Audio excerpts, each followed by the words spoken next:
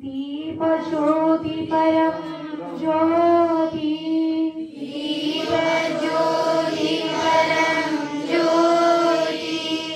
दीप ज्योति जनार्दन दीप हरे पापं दीप ज्योति नमोस्तुते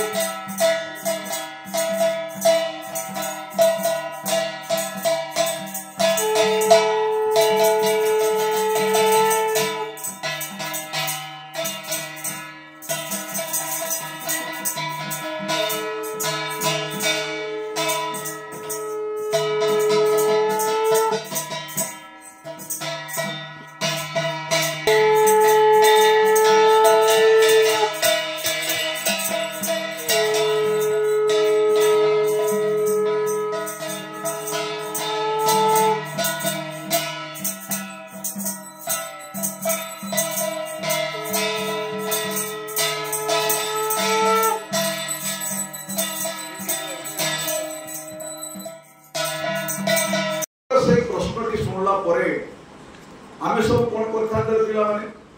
विश्वास आई जाता ना किंतु विवेकानंद बिल्कुल नहीं विवेकानंद गोटे सहज उत्तर देले कहले से जो ग्रंथटी तले अछि समस्त ग्रंथर से होची मूल गछर जेमती तार मूलटा होची सबुठार गुरुत्वपूर्ण अंश तेरा मूल साहाय्य रे गछ ग्रहण करिवो पानी ग्रहण करिवो खनिज लवण ग्रहण करिवो तापर जे कि पत्र साहाय्य रे खाद्य प्रस्तुत करिवो अन्यान्य अंगारकाम्ल ताको मिलला परे हरितलवण मिलला परे से मूलटा जेमती सबुठार गुरुत्वपूर्ण कि जेते गुडे ग्रंथ अछि तार मूल होची कि ना गीता थिला ता तळे सबुठार तेणु से गीता को सम्मान कौन करिचो ना मुखस्थ करदिलो बोधे भाबुची 10टी लेखा श्लोक सम्मान कौन करिचो ना उच्चारण करदो मगे 10टा श्लोक आवृत्ति उपयोग सारे छने हां जे भर आवृत्ति करथिबो जो विचारक माने अछंती से माने से बाबदरे पिला माने तुमको जो फलाफल कौन करा राजा रास्तारे गोटे दीप धरिकी से बुलतांती पिला माने एबे जदी मु भरा पड़छि ना चारिया आलो खाउछि ना मु जदी गोटे दीप धरिकी बोले मते जे देखियो से कोन कहबो कोए रोडा बोले ताला आइ ना ए एते आलोक देखा जाउ से भया दाउ दिन दाउ थांती बोला बेले सब लोक देखुछंती अरे प्रथम सूर्य लोक दाव जिन गोटे दीप धरिकी जाऊँ कमरी भरी गोटे कुनी पिला से साहस करके जाइए दाव जिन की पचार हे दाव जिन आपण होचंती ग्रीकर प्रख्यात दार्शनिक आपण को कोन दिन बेला दिसला नहीं आपण गोटे दीप धरिकी बुलुचंती दाव जिन सेठी कहले मु सेई दीप धरिकी बुलुची जड़े भल मनीषर संधान में बाहरी जड़े भल मनीष एपर्यंत कौन कर खोजी पाई तेणु से दीपटी की धरी कौन कर आस पिला विज्ञान जुग नियन आलु धरिकी जड़े कई भल मनीष खोजा पूर्व आम समस्ते जड़े जड़े कौन कहवा भल मनीष जो यही प्रकार कार्यक्रम हाथ को लिया लिखा जाए कौन गीतासु गीता कर्तव्य गीतासु गीता कर्तव्य इमन्नि शास्त्र विस्तरे यास्वजन तत्मरावश्य मुखपतवाद विनिष्ठता तमे एक मोट कोन करिचो ना बेसी परिमाण ले कोन करिचो ना जानिचो महाभारत युद्धर अंतिम पर्याय पितामह भीष्म सेदिन सरस्वती गुणबधू द्रौपदी इच्छा कले पितामह भीष्म को साक्षात करिबा जेतेबेले एक कथा से कुंती को कहले कुंती प्रथम टिके अराजी जेतेबेले बहु कहउचंती बाधी कुंती कोन करे राजी कुंती एवं द्रौपदी ए दुई जण जाई पहुंचीले युद्ध क्षेत्र रे पितामह भीष्म सरस्वती जेतेबेले पितामह भीष्म को द्रौपदी प्रणाम कले सेतेबेले से कहले कोनोसी कुलवधू सहित युद्ध क्षेत्र में साक्षात हुए ना द्रौपदी उत्तर देले मु साक्षात करबा को आसी पितामह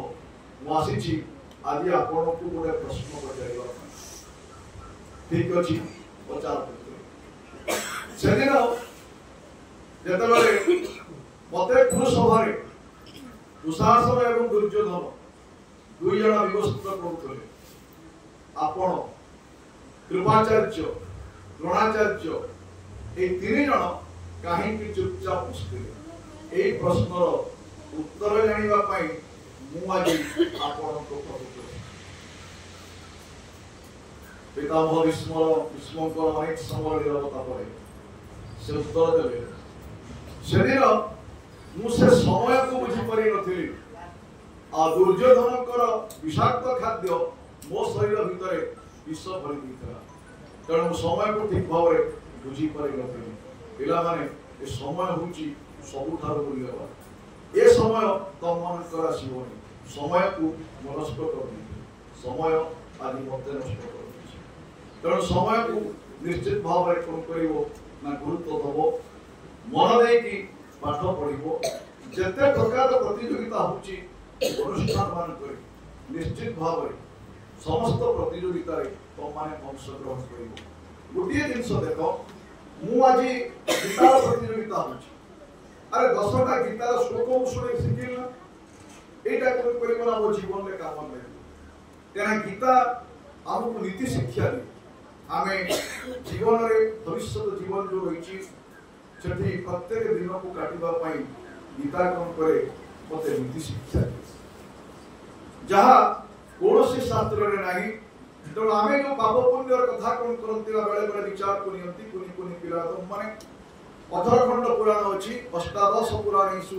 व्यासस्य वचनम द्वयम् परोपकाराय स्वर्गाय पापाय प्रपीडनम चेष्टा करिवो निश्चित भाव में परर उपकार करबा पई अनेक कथा कहबा पई पिला मन तुमको थिला जे तमे समस्त अपेक्षा करके रहिचो